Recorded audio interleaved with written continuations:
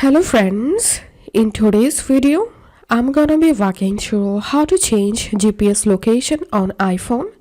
To change your GPS location on iPhone you have to use a VPN. To do that go to your App Store and search here VPN,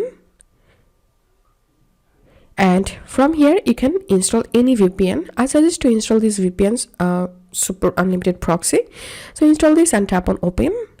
Tap on this location here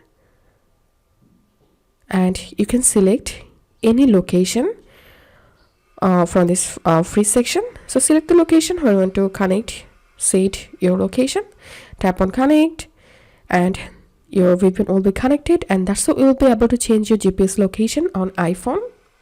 If this video helped you, give a thumbs up and please consider subscribe to 5 Minute Solution.